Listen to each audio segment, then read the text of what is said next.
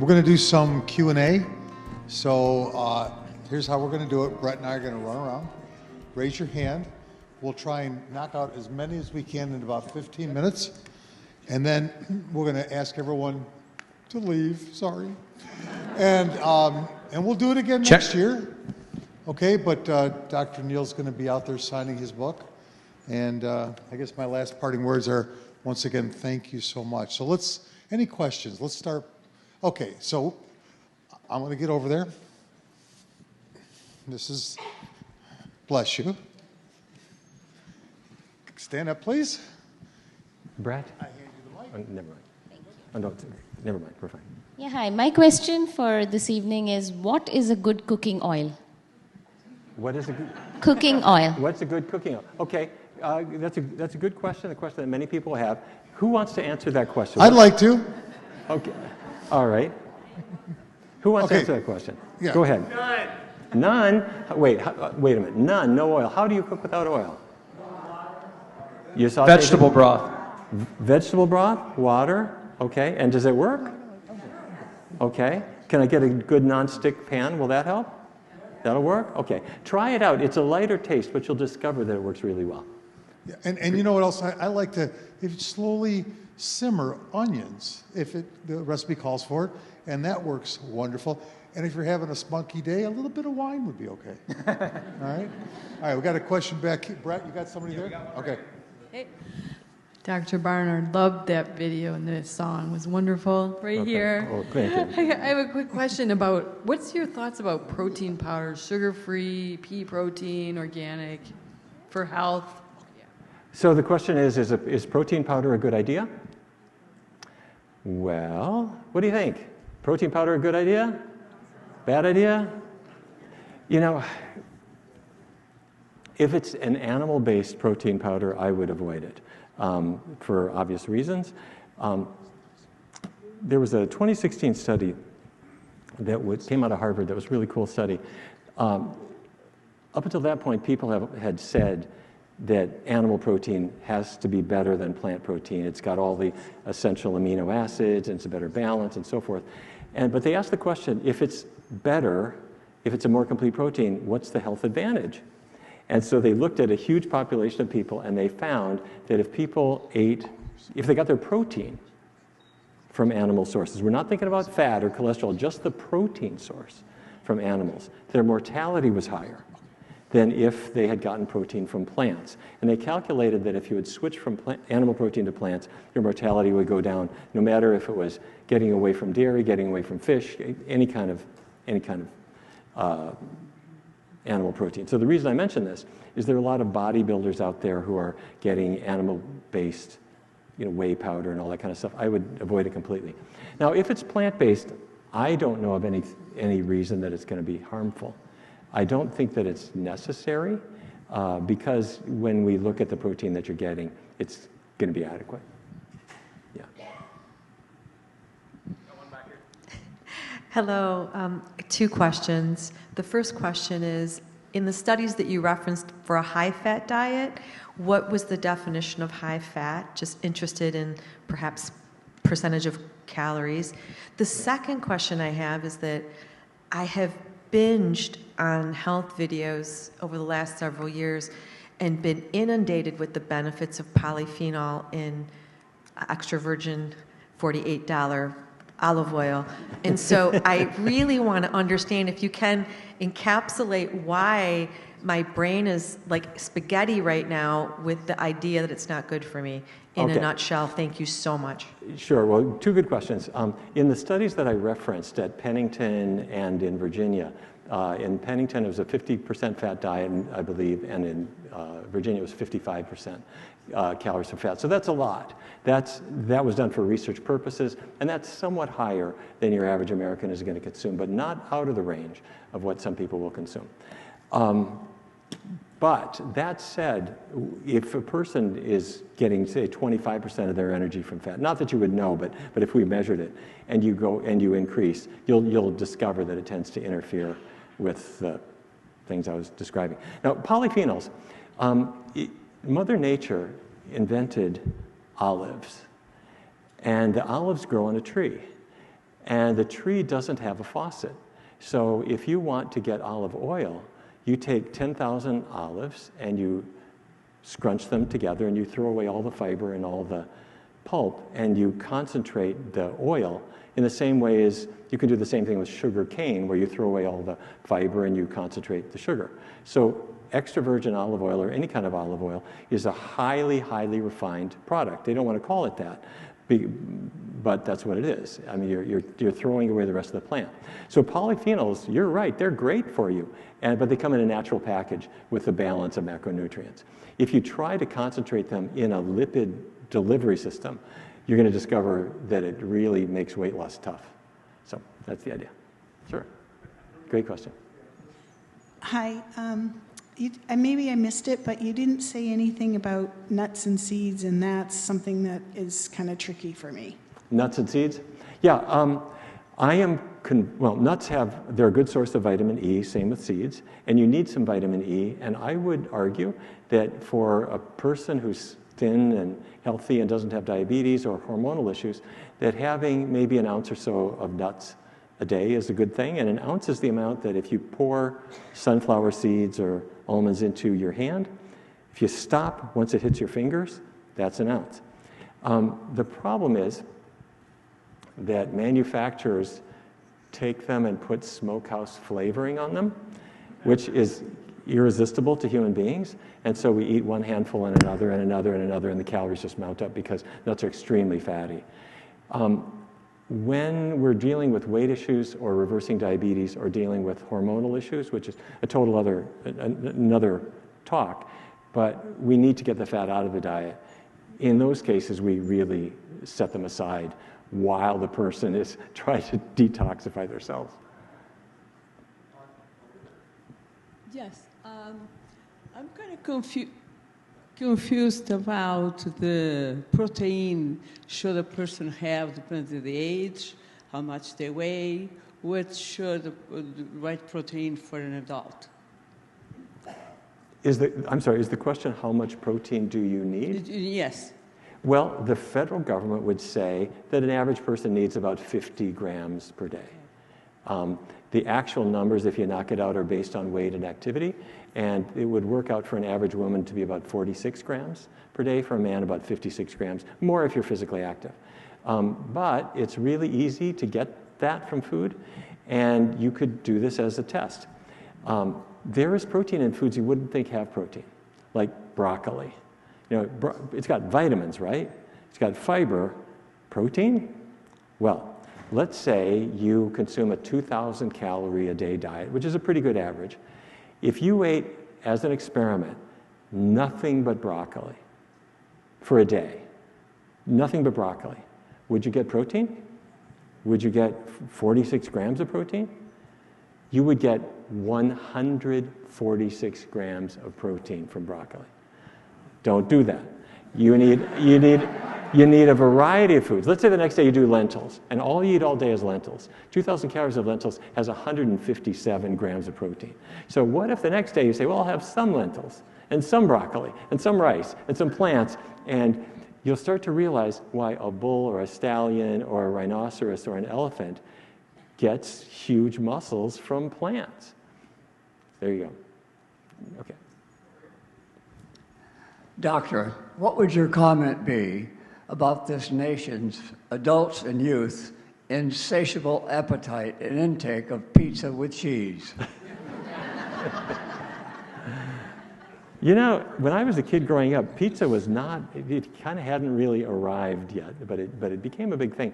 In 1909, the USDA started tracking cheese intake in Americans. And in that year, the average American ate 3.8 pounds of cheese per year. 3.8. Today, we're at about 40 pounds per person per year. And I'm not eating any, so someone's getting double that. But cheese is addictive, and I'm not using that word lightly. And it's addictive for a couple reasons. If you look at foods that people really tend to have trouble saying no to, they're often salty, greasy foods like French fries or potato chips or onion rings. The combination of salt and grease lights up your neurology. You can also do this with sugar. People say, I'm a sugar addict. You are not.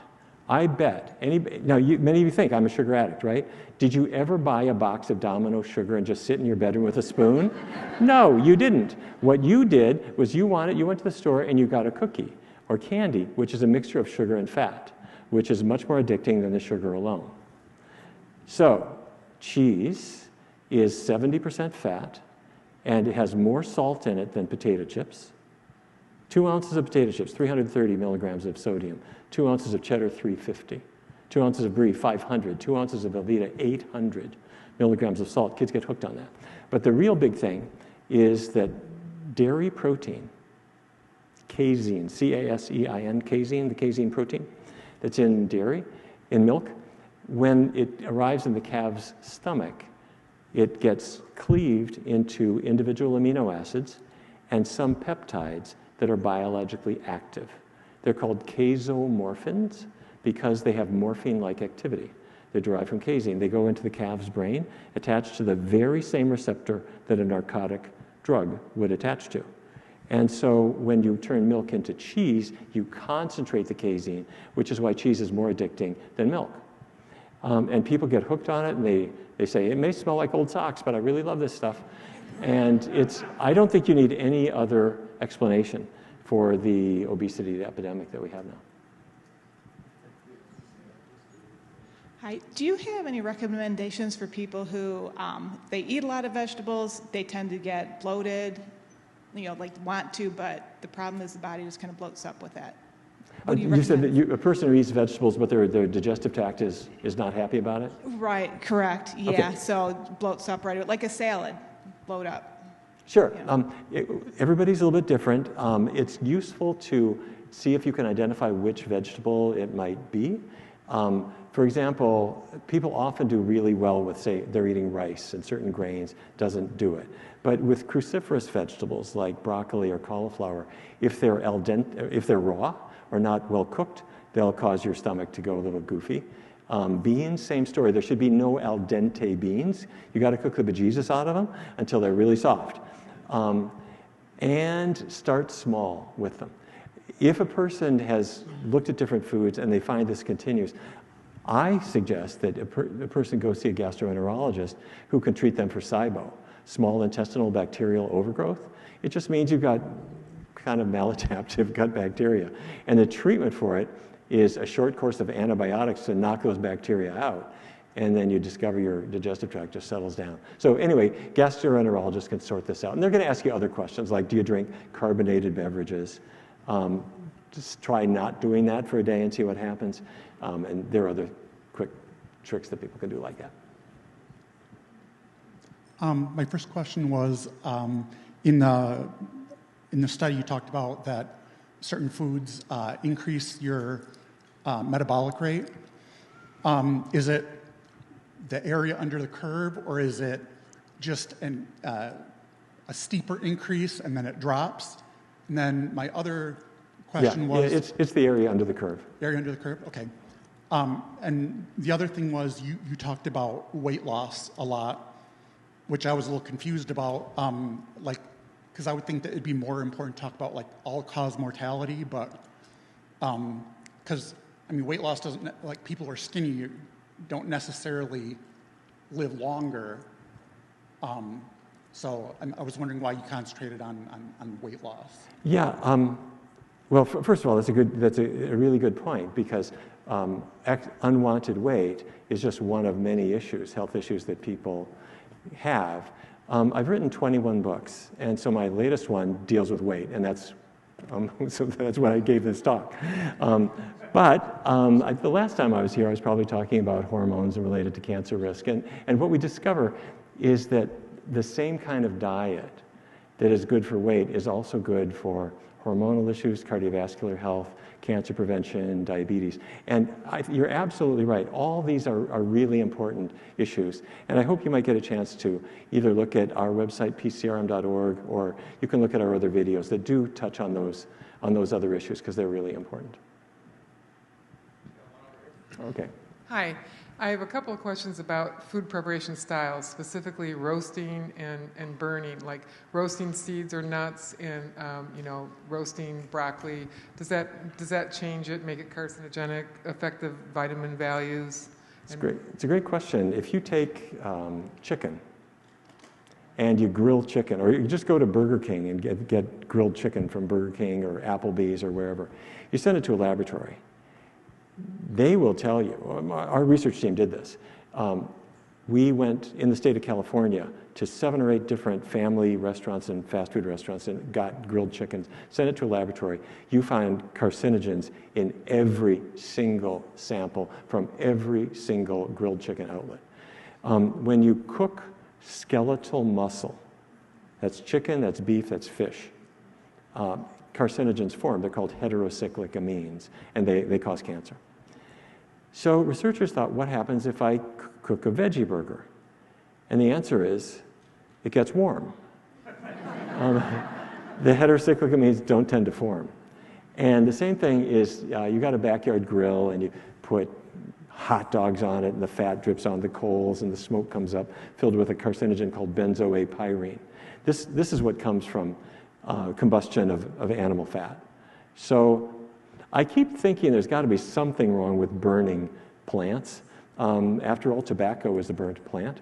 But I haven't so far seen any evidence that causes a health problem that has been identified. So it's good to be open-minded and eat foods in sort of a natural way as much as possible. But so far we haven't seen the carcinogen formation. And related question about microwaving. Does that affect the vitamin values or anything else? When microwaves first became a big thing, I kept thinking there's got to be something wrong with this thing. And to this day, I wear a lead apron and I put my food into it and I run around the corner. But all the evidence that I've seen is that it's safe. Where are we? Okay. Good evening, Doctor. A couple inquiries. You spoke about oils tonight, mainly virgin oil, whether it's regular virgin oil or extra virgin oil. Where is the place today with avocado oil? Where does that stand? Is that a no? Avocado oil is just as attractive as olive oil and just as heavily marketed as a sexy product and just as fattening. It's loaded with monounsaturates in the same way that olive oil is. So it's not the saturated fat that would make it a waxy solid. It's a monounsaturated that makes it more liquid at room temperature and more solid if you put it in your fridge. So it's very much like olive oil and has the same effects. So if a person is skinny and healthy, I wouldn't worry about them having an avocado. But if a person says, I really want to conquer a weight problem or I want to reverse diabetes, I'm going to say now is not a time for a guacamole fest. Because it's the one fruit that didn't read the owner's manual about fruits. You know, all the others are really low in fat, and that's one is really, really high. Then also, I know I'm breaking your heart with this, I know. These are facts, I deal with it any way you want to. Lastly, all my vegetables that I prepare are al dente, so I got lost in translation when you talked about making sure the beans are overcooked or really, really cooked. There's nothing terribly unhealthy about, well, for the most part, about eating them without a huge amount of cooking, but for many people, they have digestive issues with that. And so in that case, I encourage people to really cook them until they're very, very soft. And you'll see this, if you get a can of chickpeas, some manufacturers sell them to you like little rocks in a can. Others of them have cooked them, in my view, a little bit more effectively, so that when you eat them, they're softer and easier on the digestive tract. But it's entirely up to you. And if you do okay with undercooked or less cooked things, that's perfectly fine. Hi, doctor. Thank you.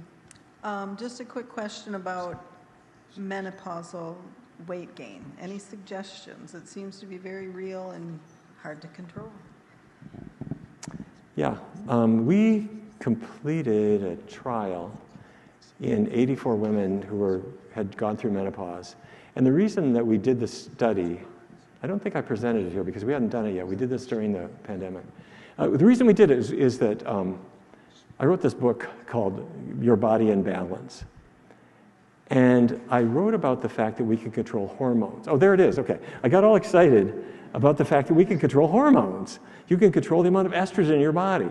So I started looking at menopause. And I noticed that there's a literature on hot flashes related to diet. So we did a trial, and we found that we could knock out hot flashes, about 88%, by three things. A vegan diet, and when I say vegan, I mean no animal products. Really minimizing oils. It doesn't work if it's oily, but really minimizing oils, and having a half a cup of cooked soybeans per day. And in the course of this, we found that not only were the hot flashes gone, but people started really losing weight well. So we approach it in the same way as we approach weight issues in people who are not at that stage of life, which is not only avoid the animal products and the animal fat, but to avoid the vegetable oils too, and just kind of see what happens. And typically the effects are about the same. All right.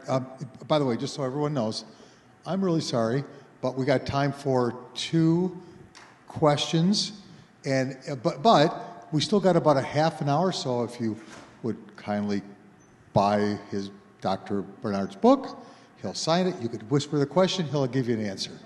All right. Hey, listen.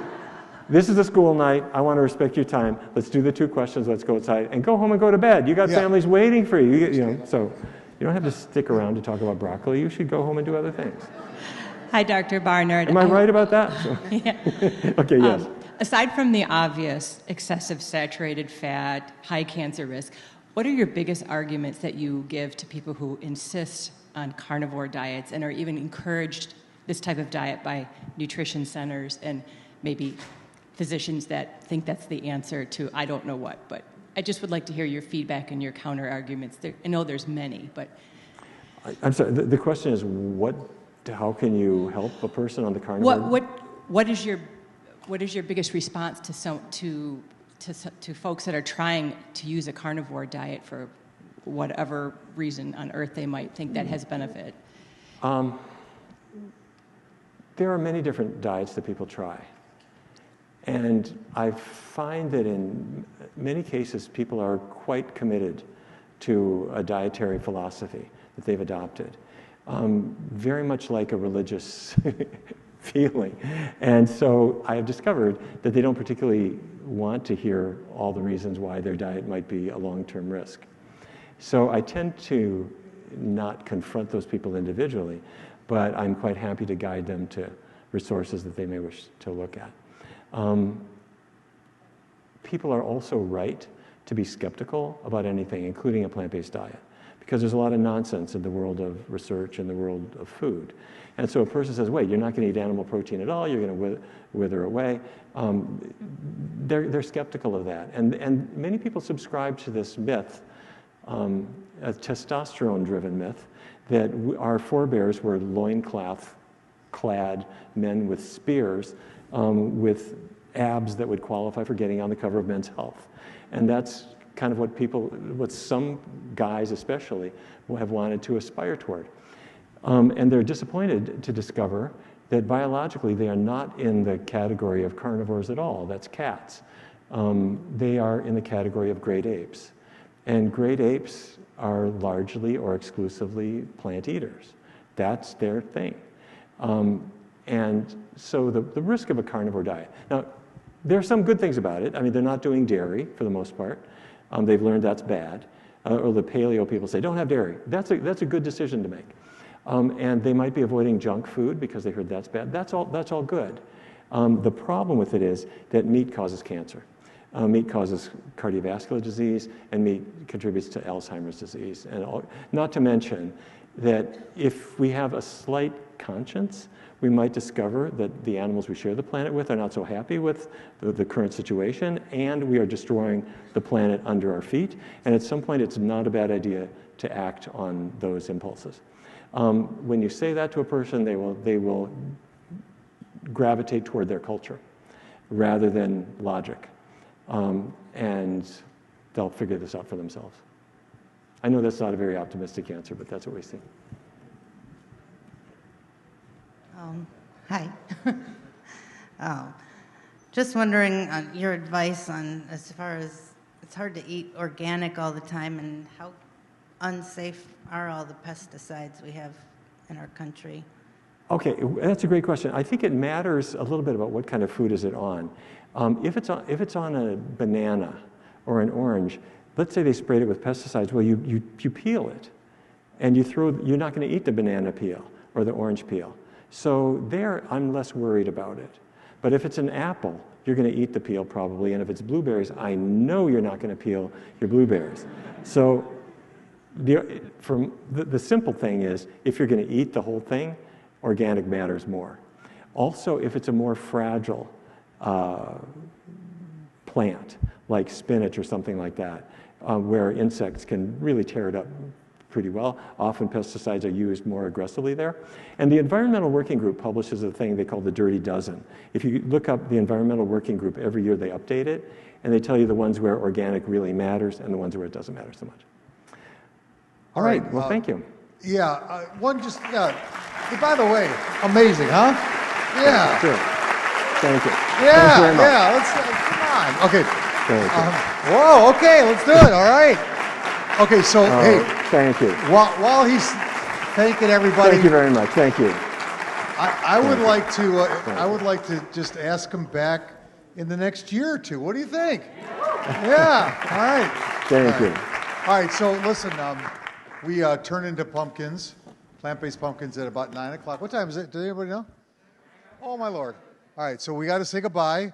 We'll see you next year. Okay, we'll be back. And thank you. Okay, thank you, everybody. All right, thank you. Thanks for watching and for being a part of the PBNSG community. If you found this video helpful, be sure to give it a thumbs up and subscribe to our channel for even more plant-based insights, expert interviews, and delicious recipes.